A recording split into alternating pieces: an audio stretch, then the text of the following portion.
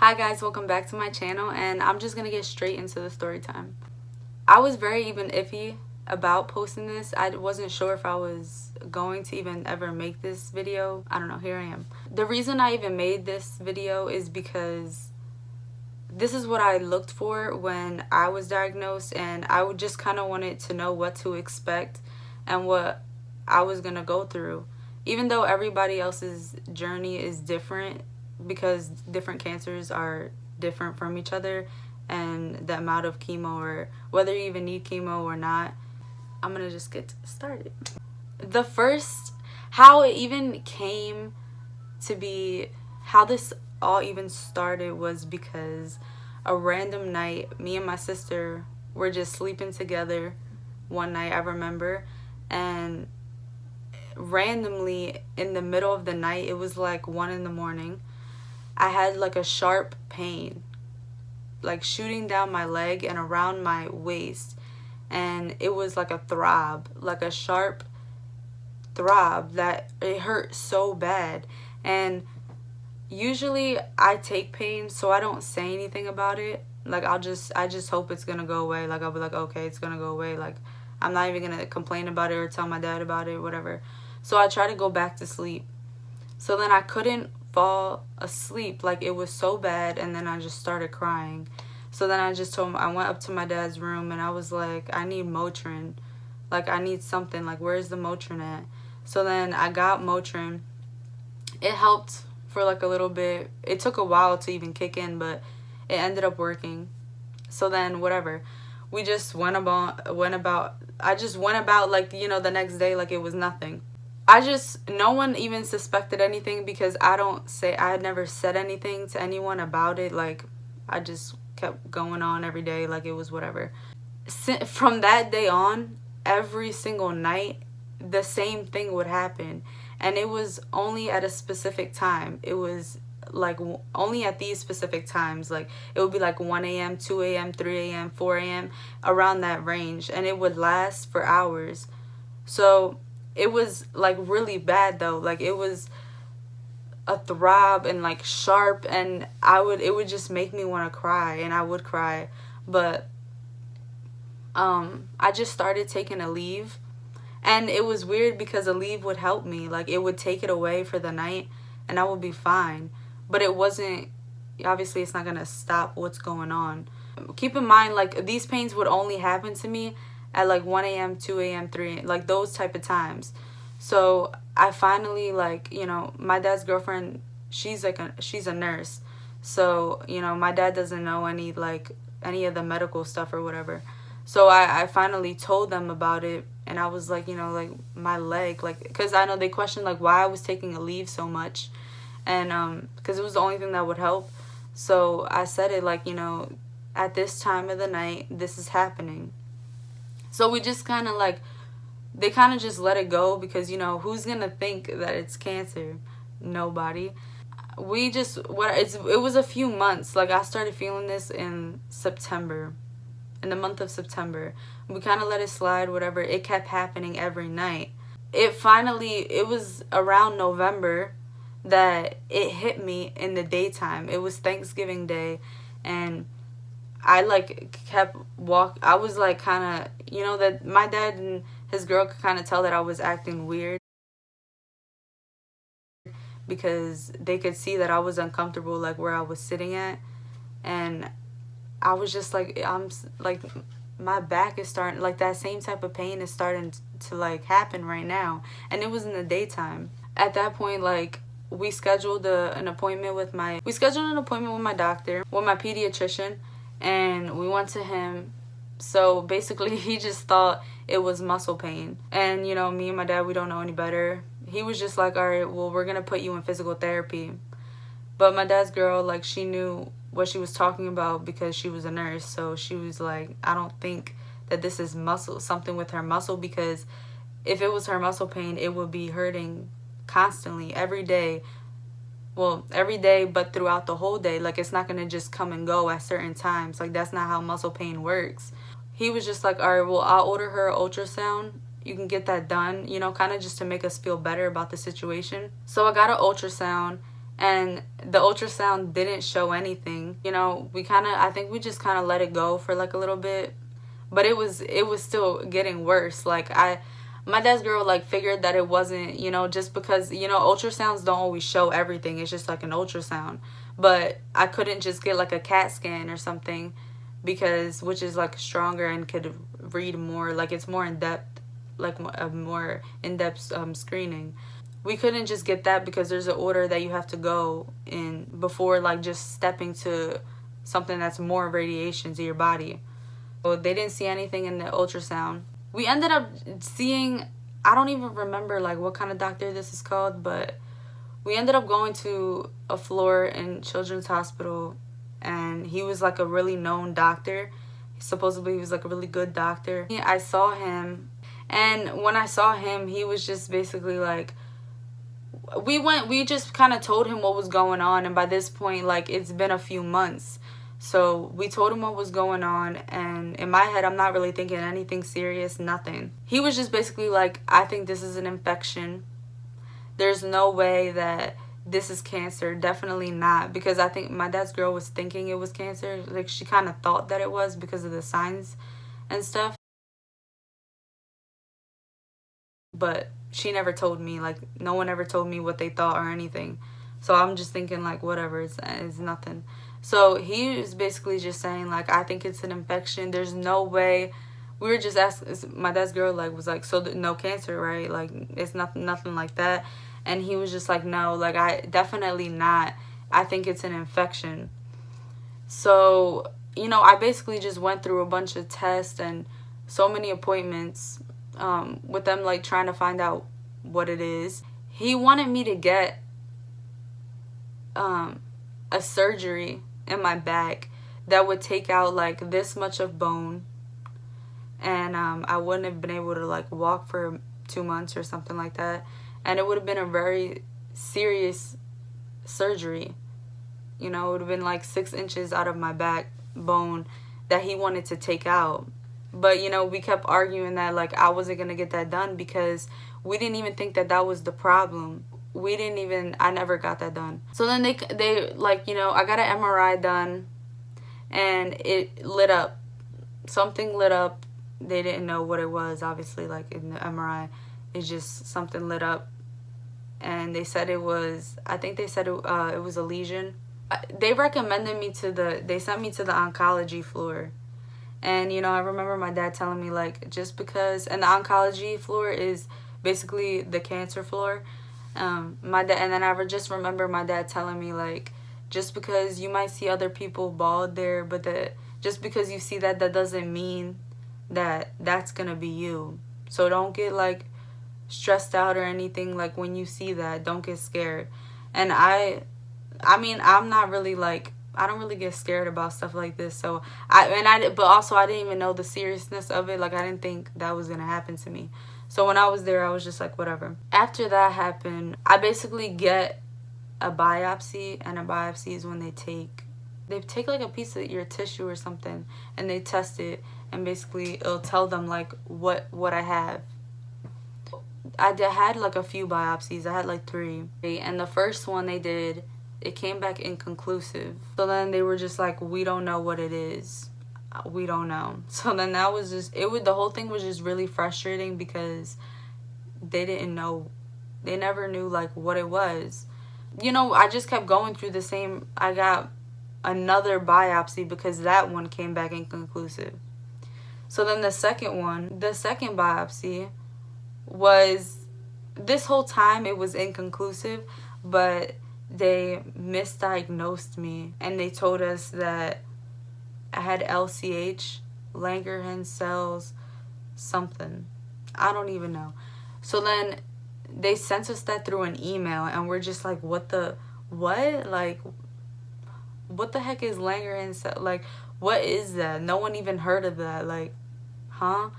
And I looked it up, and it was like 1 in like 2 million people have that in the world or whatever.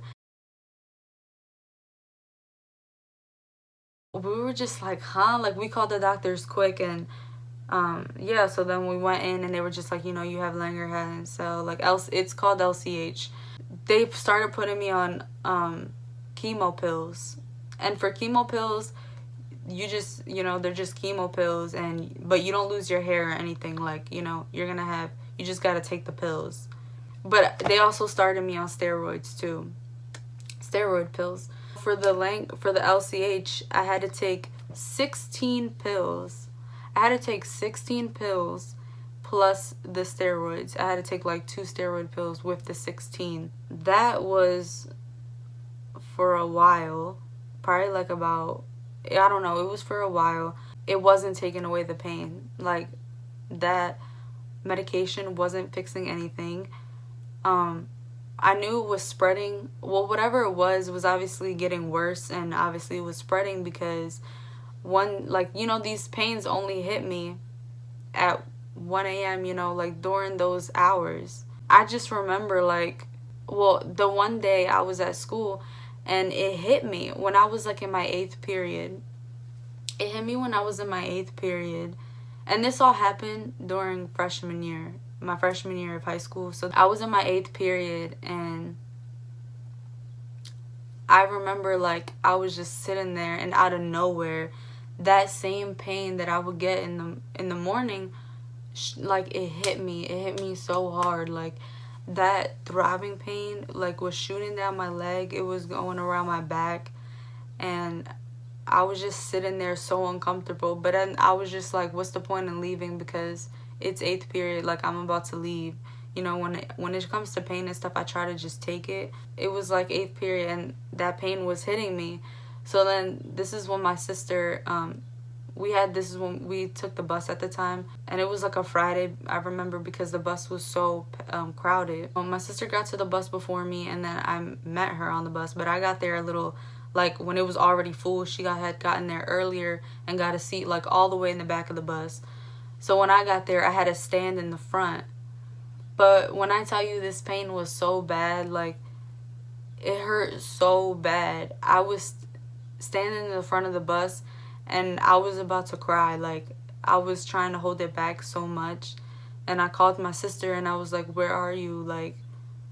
Where are you on the bus? I don't see you. So me and her were on the phone, and she's like, I'm in the back. And I was like, I don't have a seat, and I'm about to, I can't take this pain.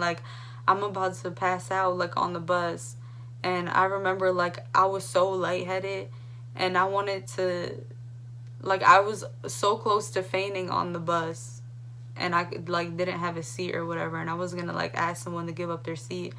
So I was just standing there, and then my legs were, shaking. I couldn't even feel my legs on the bus.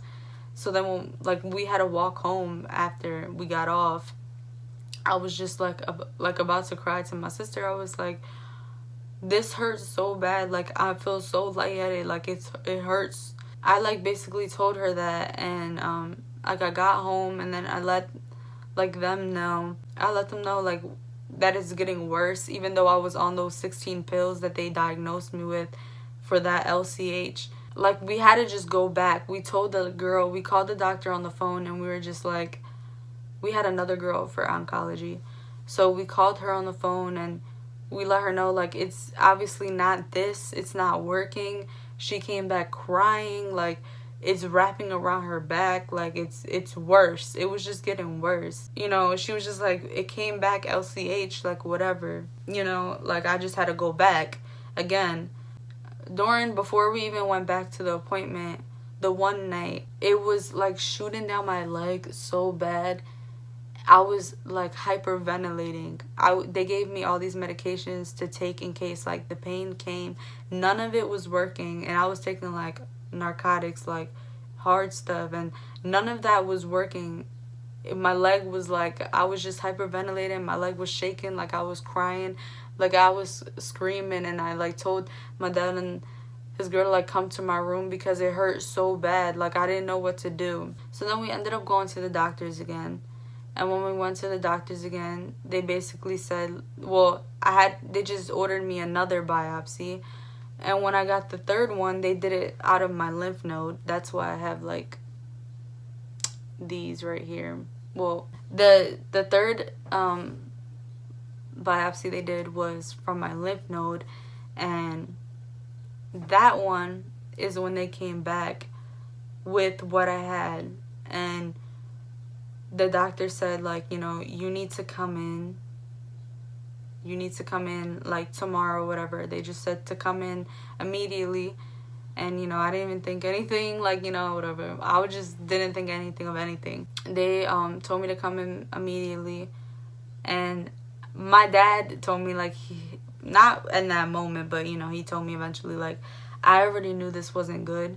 Because when we got there and they called my name, there was 5 doctors lined up at the door when they called my name to come in the room with me.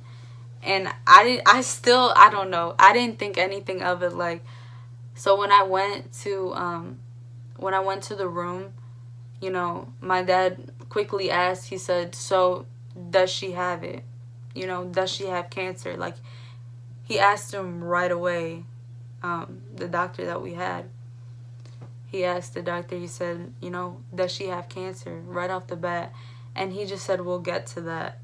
He didn't answer the question, but, you know, that kind of gave it away. He did an exam, like, on my lymph nodes. But when they did an exam on my lymph nodes, and before I even went to the doctor's office, they did a PET scan on me after I had gotten the biopsy. And for the PET scan, they inject you with, like, sugar or something, and you have to lay straight. You can't move for an hour, and then you go into the PET scan. So then when I went to the appointment, you know, they already had the results for the PET scan, which is how they knew. That's what told them basically that I had the cancer. He did an exam on me. He checked, like, my lymph nodes, like, under my arms and stuff like that. Just to, you know, he already knew that they were swollen because, you know. He did the exam, and then he showed us the PET scan. He showed us the PET scan, and it was, like, lit up. It was, like, lit up. And we were just like, so what does this mean? Like, I was just staring at her like, what does this mean? And he was just like, you know, you have cancer. And then he just basically, like, told us everywhere that it was. It was in my neck, it was under my, like, armpits, it was in my spleen, it was in my back, like, it was in a lot of places. And it's because it took so long for them to know what was wrong that it was just spreading. So if they would have known what this was earlier, then, you know, it could have prevented me from, you know, as much chemo as I got or whatever. He told me, well, what I had, and he said, you know, you have Hodgkin's lymphoma, stage 4, a B, stage 4B, Hodgkin's lymphoma. I could tell that my dad was, like, trying to hold back his tears. I was just, like, I wanted to cry, but then what made me cry is because I asked him, I said, like, I really love my hair, and I was just like, am I gonna lose my hair? And he was like, yeah. And then that's just, like, when I started crying, like, bad. I was just like, oh, damn, like I'm gonna be bald. That same day, I got my first chemo. They just admitted me right away. I had my first chemotherapy. First day they told me that I had, you know, the cancer, diagnosed me. That same week on a Friday, I got my port put in, which is this scar right here. They put in a port, this right here. They put in a port, and it would just poke out, like, my chest right here. And they would put in, a port is just like where what they put your chemo, like how you get chemo, and it pops out of your chest, and they put, like, a needle type of thing, and they put it in there, and it stays there, and they connect, like, your chemo to it so that it can go into your body. I got that surgery done, and then 3 days later, that's when I started my chemo.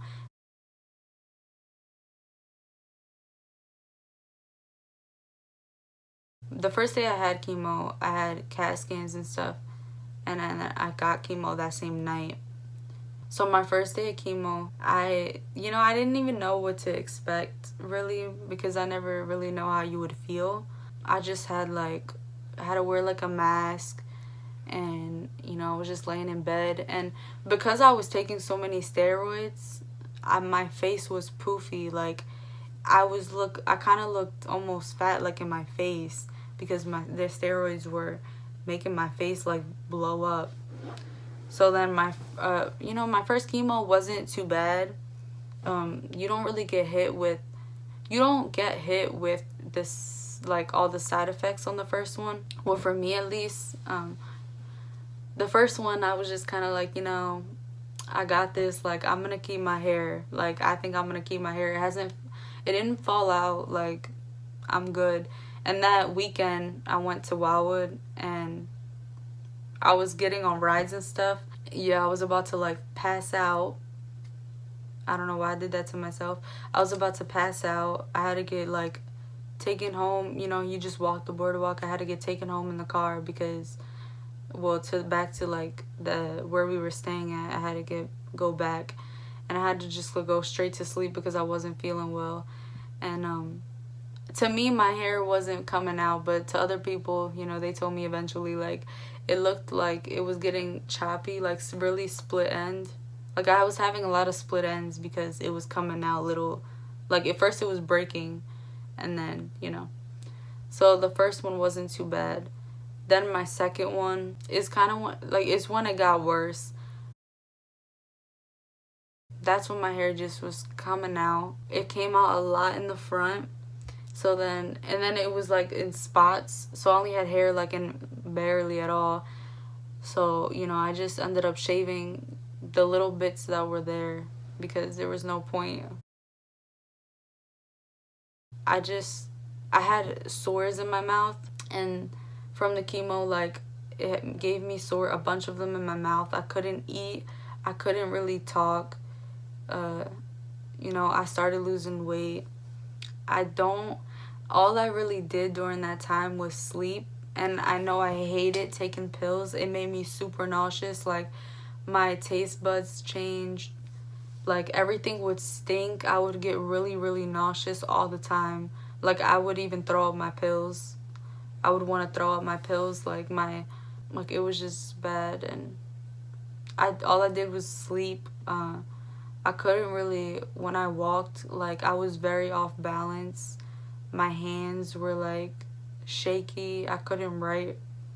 And I had multiple blood transfusions because the chemo makes your platelets and your hemoglobin go down a lot. And I started to get like, you're getting you need a blood transfusion when you have chemo, and you get a bad headache, like terrible. When you get up, you're dizzy. That's how I kind of know. That's when like you need blood. I had a few of those. It was just like I didn't really have like friends. I had good family support, but I didn't really have too many friends around when that happened to me. I just had my family, my boyfriend, but I didn't really have friends like that during that time. I had to get radiation, and not everyone always needs radiation. Like, sometimes people only need chemo or they only need radiation, but I got radiation and chemotherapy. And radiation, I had to go every day from when I finished chemo, which was in September. I finished chemo in September, and I had to go to chemo till December. And for those 4 months, I had to go to radiation every single day after school. And I started going back to school after I finished chemo, though, which was crazy because I couldn't even really walk. My legs, I feel like I was stomping when I was walking down the hallway. I don't even know. I don't know how I went back. But I went to radiation every day after school until December. From September to December, I went every single day, except for the like Saturday and Sunday. That's it. I had 2 forms of radiation therapy. There wasn't too many. I mean, the radiation makes you tired, but there's not really too many, and it could kind of burn you, like your skin a little bit. You'll have like skin like burn. I kind of still have them like a little bit on my chest. Like, it's kind of just looks like I have a darker spot on my chest, or in certain areas, like it kind of looks like that because of the radiation, and it just kind of goes away on its own in years. And then these like marks that I have, they look like scratches. I have them on my arms and right here and on my back. The ones, yeah, and on the top of my back, and it kind of looks like someone just like scratched me, but that's from chemo. One of the chemos that I got, it does that to your skin, so that kind of goes away. It can either be on you for life, or it just goes away in like a long time. It just kind of depends on your body. All these marks on my neck and stuff, you know, those are all from like surgeries, or yeah, they're just from surgeries, like my port and stuff like that. It was like a really it just feels surreal to even have had cancer. And I just like, it's like kind of like a very touchy subject, or whenever I hear, you know, someone has it, I get like really, I'm more so worried about like, you know, all the side effects that chemo can give you. It gives you a lot of side effects for the future. Right now, currently, I have hypothyroidism, and I have to take pills every day because of the amount of radiation that I got. You know, it just like leads to a lot of side effects in the future that you have to look out for, because having cancer can, or like having a lot of radiation, it can cause other cancers in your future. So, you know, you constantly have to get checked up. I'm 3 years in remission, and I just hope that, you know, I never get cancer back again. It's terrible. For listening to my story, it really changes your life. And I feel like people who've never had cancer, or like if they've never had someone close to them, they don't really understand what it's like. Some people just think like, oh, you're just sick, like whatever. But it really does change your life. Thank you for listening to my story, and please subscribe and like this video if you liked it. I mean, whatever.